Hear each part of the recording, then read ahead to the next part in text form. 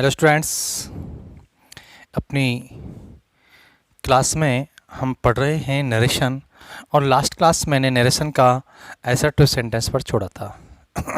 आज बात करेंगे हम इंटेरोगेटिव सेंटेंस की कि यदि आरएस का वाक्य कोई इंटेरोगेटिव सेंटेंस होता है तो उसे इनडायरेक्ट में कैसे चेंज किया जाता है। तो आज का हमारा टॉपिक है इंटेरोगेटिव सेंटेंस। इंटेरोगेटिव सेंटेंस को इनडायरेक्ट स्पीच में किस तरीक़ा से बदला जाएगा। विद्यार्थियों, सबसे पहले हमने देखना है कि इंटेरोगेटिव सेंटेंस पर हम बात कर लेते हैं थोड़ा सा, उसके बाद में इनको हम चेंज करेंगे। इंटेरोगेटिव सेंटेंस क्या होता है? प्रश्नवाचक वाक्य किसे कहते हैं? अब प्रश्नवाचक वाक्य का मतलब होता है कि कोई ऐसा सेंटेंस, हम जनरली हम पढ़ते हैं कि इंटेरोगेटिव मतलब प्रश्नवाचक, लेकिन प्रश्न क्या होता है? तो अभी तक हमको ये पता नहीं है कि प्रश्नवाचक वाक्य होता क्या है। तो देखिए, प्रश्नवाचक वाक्य यदि हम डेफिनेशन की बात करें तो प्रश्नवाचक वाक्य वे होते हैं एक ऐसा sentence, the sentence which force you to tell something about, यानी कोई ऐसा वाक्य जो आपको कुछ बोलने के लिए प्रेरित करता है, बाध्य करता है। The sentence is called interrogative sentence, प्रश्नवाचक वाक्य। अब जैसे मैंने आपसे पूछा कि व्हाट इज योर नेम, मैंने एक सेंटेंस बोला और मेरा सेंटेंस है व्हाट इज योर नेम। जब मैं सेंटेंस को बोलता हूं यू हैव टू रिप्लाई, तो आपको कुछ उत्तर देना पड़ा। मेरे इस वाक्य ने आपको कुछ बुलवाने के लिए प्रेरित किया। I asked where do you live, मैंने पूछा आपसे, मैंने एक सेंटेंस बोला कि वेयर डू यू लिव, आप कहाँ रहते हैं। तो इसका मतलब जब मैं इस सेंटेंस को बोलूँगा तो आपको कुछ बोलना पड़ेगा इसका रिप्लाई करने के लिए। तो एक ऐसा sentence which enforce you to speak, आपको कुछ बोलने के लिए जो प्रेरित करता है, वही सेंटेंस इंटेरोगेटिव सेंटेंस कहलाता है। आगे बढ़ते हैं। इंटेरोगेटिव सेंटेंस जो होते हैं वो तीन प्रकार के होते हैं। देखिए, पहला होता है फॉर्म्ड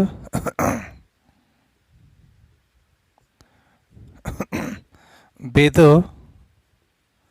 हेल्पिंग वर्ब, यानी हमारे इंटेरोगेटिव सेंटेंस तीन प्रकार के होते हैं। एक वो जो हेल्पिंग वर्ब से बनते हैं, सेकंड एक वे जो formed with WH words. Second interrogative sentence वे होते हैं जिन्हें WH शब्दों की सहायता से बनाया जाता है। और तीसरा हम बात करते हैं, तीसरा हमारा टैग क्वेश्चन होता है। टैग क्वेश्चन, तीसरा अपना क्वेश्चन होता है टैग क्वेश्चन। अब थोड़ा थोड़ा इन पर हम चर्चा कर लेते हैं कि ये कौन से होते हैं। अब मैं ये कह रहा हूँ कि यदि कोई भी सेंटेंस इंटेरोगेटिव का, चाहे वो HV से बनने वाला हो चाहे WH का हो, यदि कोई सेंटेंस RS के अंदर दिया गया है तो हम उसको इनडायरेक्ट में कैसे कन्वर्ट करेंगे। तो ये कौन से होते हैं? जिन प्रश्नों का उत्तर, the questions that can be replied in yes और नो, जिनका उत्तर यस में दिया जा सकता है और जिनका उत्तर नो में दिया जाता है। ऐसे प्रश्न that can replied with yes और नो, जिनका उत्तर यस नो में दिया जाता है, ऐसे प्रश्नों को HV से बनाया जाता है। ठीक है। दूसरी बात कर रहा हूँ कि जिनका उत्तर यस नो में नहीं दिया जा सकता, ठीक है, इनका उत्तर can't be replied with yes no. अर्थात ऐसे प्रश्न जिनका उत्तर यस नो में नहीं दिया जा सकता है, जिनका उत्तर प्राप्त करने के लिए या जिनके उत्तर के रूप में हमें कोई नाउन या प्रोनाउन की आवश्यकता होती है, उन्हें हम WH से बनाते हैं। क्लियर। और तीसरा जो आपका होता है जिसको हम कहते हैं टैग प्रश्नों, ये टैग क्वेश्चन जो होता है, इस टैग क्वेश्चन का एक दूसरा नाम भी होता है। इस टैग क्वेश्चन को हम शॉर्ट क्वेश्चन भी कहते हैं। इन्हीं को हम शॉर्ट क्वेश्चन भी कहते हैं। इनका एक नाम और होता है जिसे टेल प्रश्न भी कहा जाता है, टेल क्वेश्चन भी कहा जाता है। अब इन सब का मतलब समझ लीजिए। देखिए, हम केवल प्रश्न जो होते हैं केवल दो प्रकार के होते हैं। इस टैग को प्रश्नों की संख्या में नहीं लिया जाता है, यानी टैग क्वेश्चन तो दो ही प्रकार के होते हैं। टैग प्रश्न को प्रश्नों की गिनती में नहीं माना जाता है। उसका रीजन ये है कि टैग प्रश्न जो होता है वो वक्ता अपनी बात का समर्थन करवाने के लिए जो प्रश्न पूछता है उसे हम टैग क्वेश्चन कहते हैं। और ये टैग क्वेश्चन जो होता है, it is opposite of the statement, ये स्टेटमेंट के अपोजिट में बनता है। यानी मैं अपनी बात का समर्थन करने के लिए, अपना बात का आपसे समर्थन करवाने के लिए ये टैग प्रश्न पूछता हूँ। अब देखिए, जैसे आई एम टीचिंग इंग्लिश, मैं अंग्रेजी पढ़ा रहा हूँ, यह मेरा स्टेटमेंट है। अब इसका टैग क्वेश्चन मैं आपसे पूछ रहा हूँ, क्या नहीं पढ़ा रहा? इसका मतलब है मैं आपसे ये कहलवाना चाह रहा हूँ कि आई एम टीचिंग इंग्लिश। ठीक है, तो शॉर्ट क्वेश्चन जो होते हैं या टैग क्वेश्चन जो होते हैं, they are opposite to the statement. ये स्टेटमेंट के अपोजिट बनते हैं, पहली बात। यानी स्टेटमेंट नेगेटिव होगा तो टैग क्वेश्चन पॉजिटिव बनेगा, स्टेटमेंट पॉजिटिव होगा तो टैग क्वेश्चन नेगेटिव बनेगा। ठीक है, तो टैग प्रश्न जो होते हैं यदि टैग क्वेश्चन दिया गया है तो उसको कैसे कन्वर्ट करते हैं, तो ये सारी चीज़ें और जब टैग क्वेश्चन करेंगे हम तो वहाँ पर मैं डिटेल इसका करूँगा। अब एक एक प्रश्न पर हम बात करते हैं। तो सबसे पहले मैं बात करूँगा कि HV से बनने वाले सेंटेंस। यानी हम ये कह सकते हैं कि यदि हमारा RS का सेंटेंस HV से बनने वाला कोई प्रश्नवाचक वाक्य हो। यानी अब मैं बात करूँगा इफ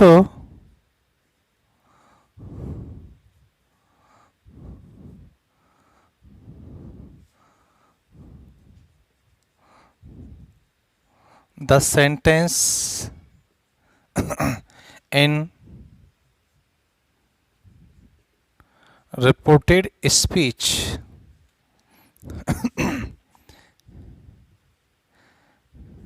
is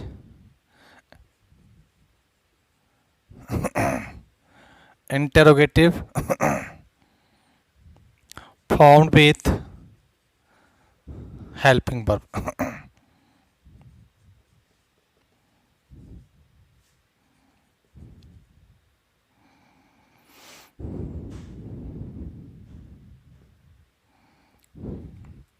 ठीक है, तो हम जो रूल की बात कर रहे हैं उसका फॉलो करना होता है हमको। तो सबसे पहला नियम देखिए, सबसे फर्स्ट मैं आपको रूल की बात करता हूं कि आरबी के अंदर जो सेड टू दिया हुआ होगा या सेड या जो सेड टू दिया गया होगा उसे आस्क में बदल दो या इंक्वायरीड में भी बदल देते हैं।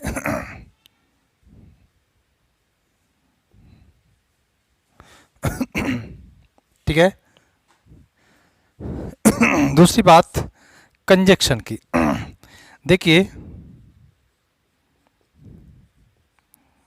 कनेक्टिव संबंधी बात क्या होगी? यानी यदि आरएस का सेंटेंस सहायक क्रिया से बनने वाला कोई प्रश्न है तो कंजक्शन के रूप में या तो इफ आएगा या बेदर आएगा। ठीक है, किसका प्रयोग होगा? इफ का प्रयोग करते हैं या बेदर का प्रयोग करते हैं। If reported speech is interrogative formed with helping verb, then reporting verb and reported speech are connected with if और बेदर। अब ये भी हम बात करेंगे कि if का प्रयोग कब करना चाहिए और बेदर का प्रयोग कब करना चाहिए। ठीक है, अब हम आगे और बात करते हैं। तो बाकी तो शेष परिवर्तन वही होते हैं। टेंस संबंधी परिवर्तन जो आपने पढ़ लिया है, प्रोनाउन संबंधी परिवर्तन हम पढ़ चुके हैं, और बाकी सारे परिवर्तन एज इट रहते हैं। लेकिन सबसे पहले अपन ये बात करेंगे कि इफ में और वेदर में क्या अंतर होता है। तो सबसे पहले हम थोड़ा सामान्य की बात करता हूँ, फिर मैं आगे और लेवल पर लेके चलूँगा। He said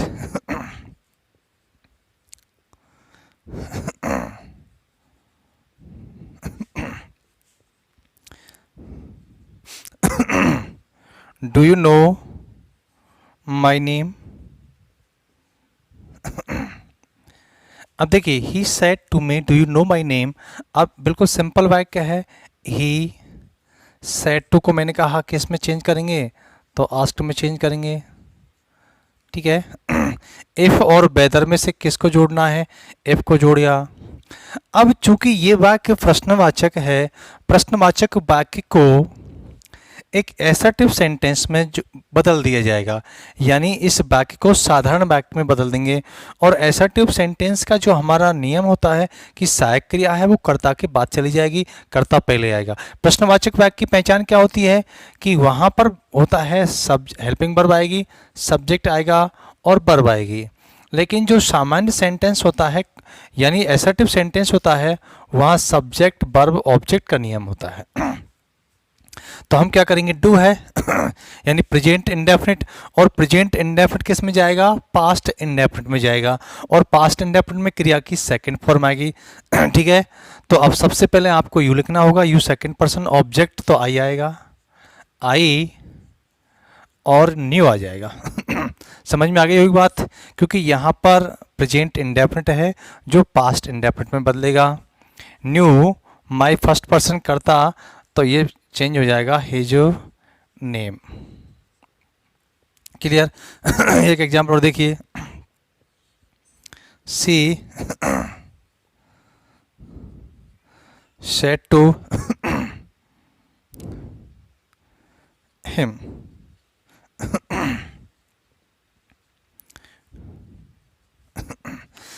did you see here, did you see someone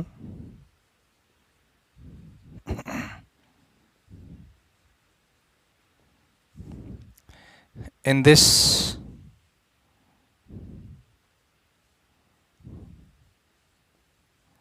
room? क्या आपने yesterday और लिख दिया मैंने, मान लो।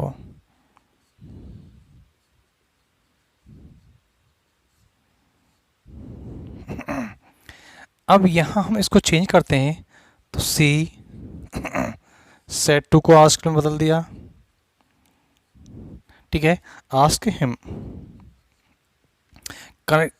आर बी और आर एस को जोड़ेंगे तो किससे जोड़ेंगे, मैंने कहा इफ से जोड़ेंगे। अब यहाँ पर टेंस की हम बात कर रहे हैं, तो आपका टेंस है पास्ट इंडेफिनिट, और आपको पता होना चाहिए कि पास्ट इंडेफिनिट किस में चेंज होगा, पास्ट परफेक्ट में होगा। तो यहाँ पर आ जाएगा, यू सेकंड पर्सन ऑब्जेक्ट है, तो he had seen someone in this, का मतलब इन दैट हो जाएगा, ठीक है। और यस्टरडे को आप चेंज कर देंगे किस में, द प्रीवियस डे।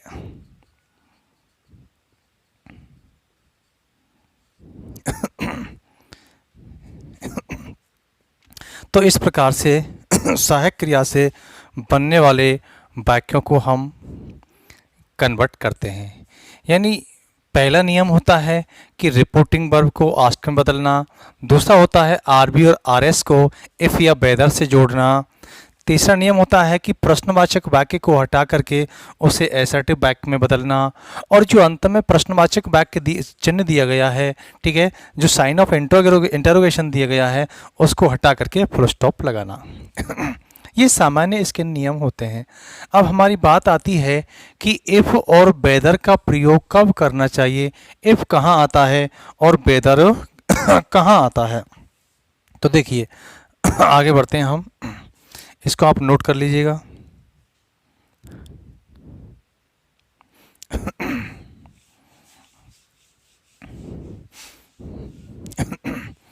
अब मैं बात कर रहा हूँ इफ और वेदर को लेकर के कि इफ का प्रयोग कब होगा और वेदर का प्रयोग कब होगा। तो देखिए इसका मैं पहला नियम बोल रहा हूँ कि यदि आर एस के अंदर कोई अल्टरनेट दिया गया हो, यानी if there is alternate in reported speech, ठीक है, यानी जब रिपोर्टेड स्पीच के अंदर कोई अल्टरनेट दिया गया हो, या अल्टरनेटिव का मतलब है विकल्प, हम कहते हैं अल्टरनेटिव का मतलब होगा विकल्प दिया गया है तो आर यानी उस समय हमें इफ की जगह वेदर का प्रयोग करना चाहिए। अब मैं आपको बता रहा हूं कि इफ का प्रयोग कहां पर नहीं करना है, केवल वेदर का ही प्रयोग करना है तो वहां पर वेदर का प्रयोग ज़्यादा प्रेफर किया जाता है जैसे he said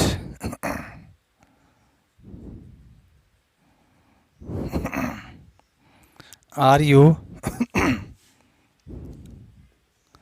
writing a poem और ए स्टोरी, आप एक कहानी लिख रहे हैं या कोई पोएम लिख रहे हैं, यानी और जो दिया हुआ है ये विकल्प को दिखा रहा है, ठीक है तो जहां पर यदि आर एस के अंदर इस प्रकार से कोई विकल्प दिया गया हो तो उस कंडीशन में इफ का प्रयोग नहीं करके हमें वेदर का प्रयोग करना चाहिए। तो देखिए he asked me whether, you को बदल दीजिए आई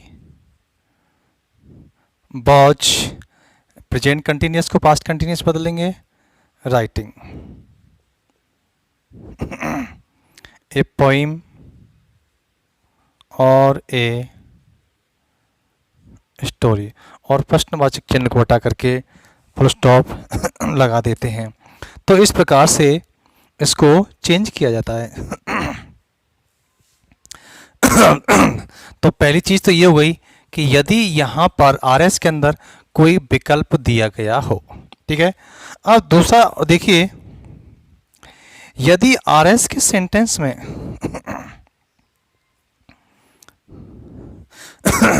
यदि आर एस का sentence R S contains if close,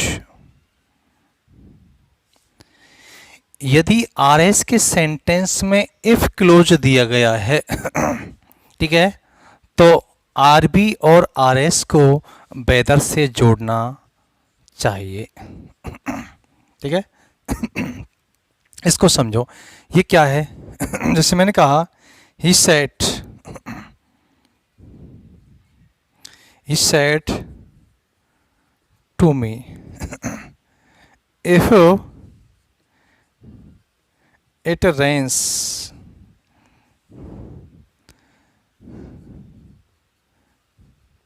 you will not play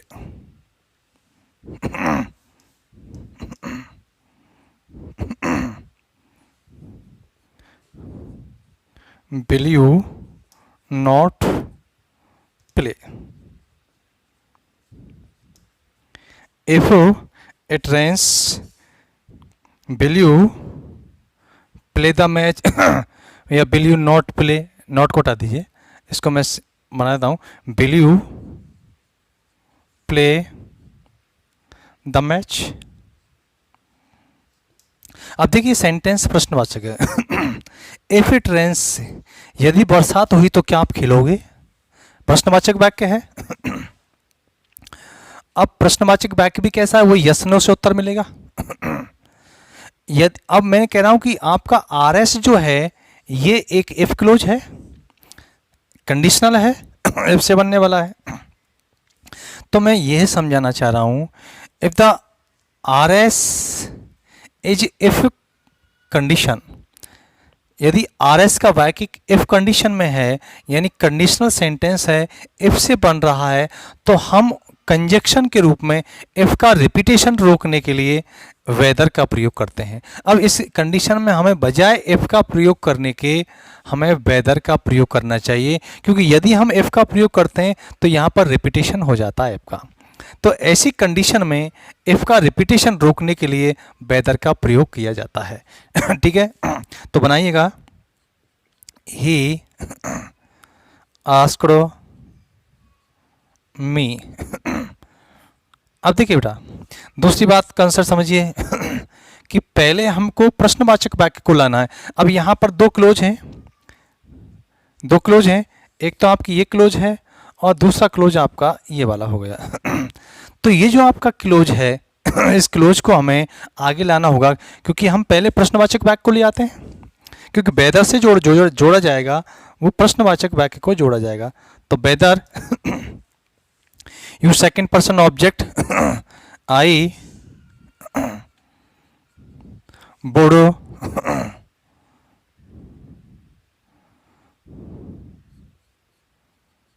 play the match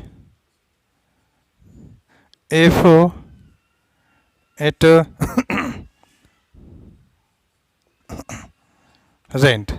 ठीक है, यानी प्रेजेंट इंडेफिनिट जो है वो पास्ट इंडेफिनिट में चेंज हो जाएगा।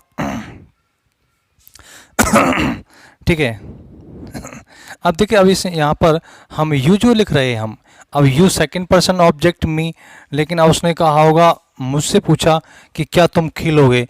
अब वैसे देखा जाए तो यहाँ जो यू है ना वो केवल मी के लिए नहीं, मी का बहुवचन के रूप में है, यानी मैं अकेला थोड़ी खेलूंगा। ठीक है, तो इस आई की जगह पर हम बी भी कर सकते हैं। ठीक है, तो अब तक हमने देखी दो कंडीशन कि वेदर का प्रयोग कब करना चाहिए और इफ का प्रयोग कब करना चाहिए, और बाकी और इफ वेदर की जो कंडीशन है वो बताऊंगा मैं अगली क्लास में। आज के लिए इतना ही, धन्यवाद।